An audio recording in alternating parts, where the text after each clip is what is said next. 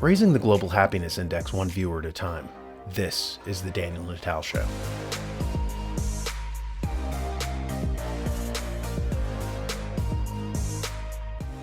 Plutarch said, "An imbalance between rich and poor is the oldest and most fatal ailment of all republics."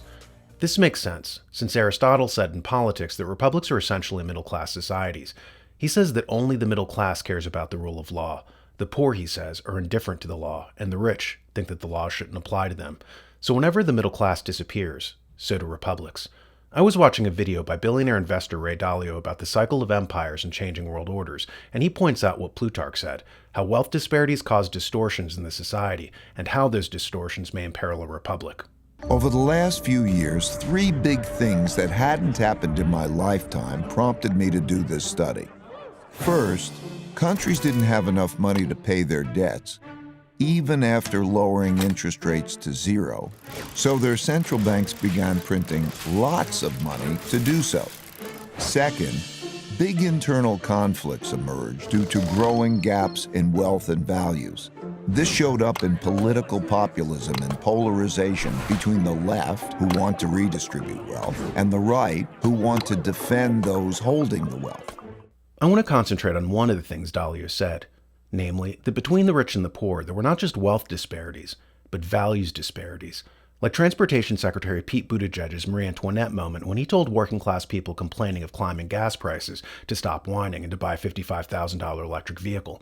People who can't afford the extra $2 at the pump are not likely to be able to afford a new Tesla. But it also signals something else, that Buttigieg is indifferent to the pain of the American people and has no interest in promoting policies to help them. You see the same tone deafness in wealthy Hollywood actors, also insulated from the public, who tweet things like Seth Rogen did.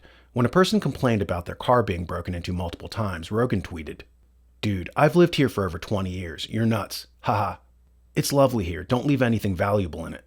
Whereupon his interlocutor said, "I can still be mad though, right? I feel so violated."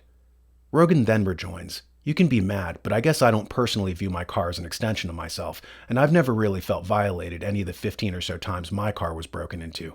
Once a guy accidentally left a cool knife in my car, so if it keeps happening, you might get a little treat." What we just saw was a millionaire lecturing a victim of a crime about how he's above petty materialism, and how the victim should just shut up and take it.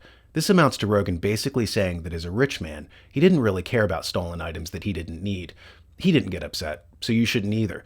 What we're watching is essentially the people at the top tier signaling more sympathy for the criminals than for the victims. In the wake of one politician saying that if inflation is hitting you hard, just kill your dog, you see video reactions to sociopathy like this. Hello, poors. If you make under $300,000 a year, inflation might be hurting your wallet. The loser. So here are some ways you can combat inflation. If you're lower income, you might spend about 3% of your cash on gasoline. To alter this, cut the bottom out of your car and pedal it with your feet like the Flintstones. Relatable. Or stand outside your house and wait for a large bird to pick you up. Okay, some more tips. Dog food can also be expensive. To counter this, try killing your dog. The only pet that you should have should be a rock. Substitutes are also important. Instead of meat and vegetables, try metabolizing your own cells. Think outside of the box by living inside of one. When it comes to food, don't be afraid to explore. Eat lentils, drink lentils, breathe lentils, be lentils. Buying in bulk is hard. Lentils! So try splitting the groceries with a friend. Then wait till that friend is asleep and rob them of everything they have. There are no friends in the inflation economy. With all these tips, you'll be a more creative, more resilient person. Brain elasticity. We hope these tips help. And remember, no one ever said this was easy. Of course, many in the ruling class are smugly indifferent to the suffering of others. Such people are not likely to change the system. Why? Because it benefits them. Nassim Taleb warned about this in his book Anti-Fragile. He said that a society enters a dangerous phase when one portion of the society can get the benefits of a situation while offloading the liabilities onto others. Imagine, for instance, that you could eat and eat and eat and you wouldn't get fat, but the neighbor next door packed on the pounds as a result.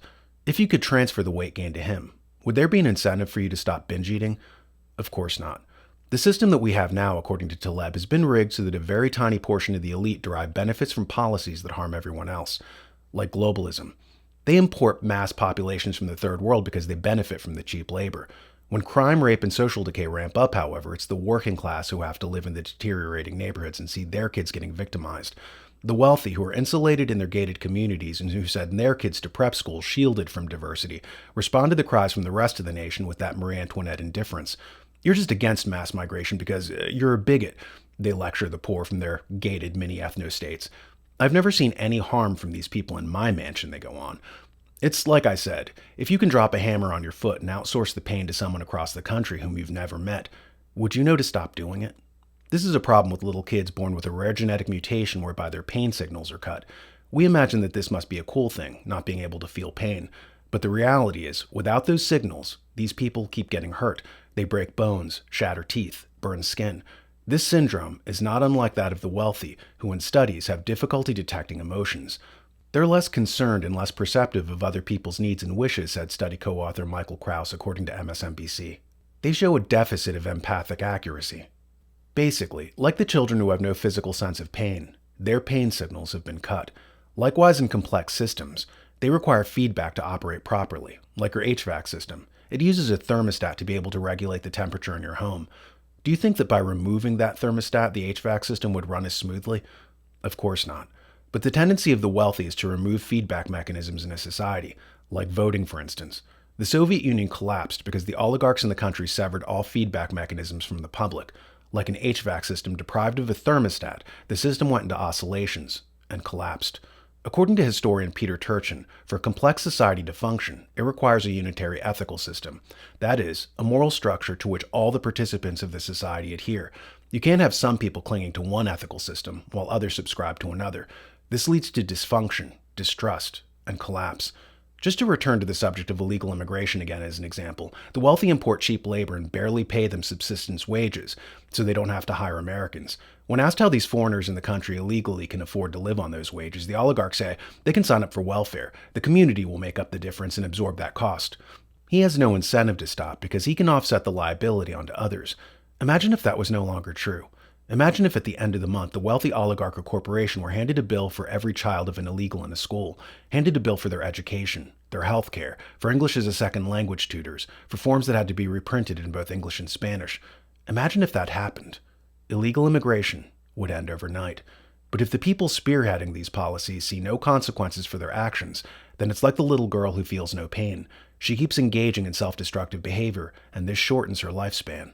Likewise, the wealthy, shielded from any pain signals, engage in destructive behaviors relative to society, and this is shortening the nation's lifespan. I leave you with a repetition of what Plutarch said thousands of years ago.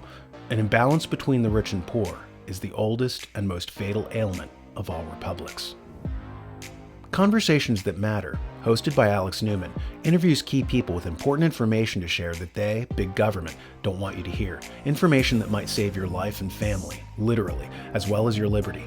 Check it out on thenewamerican.com.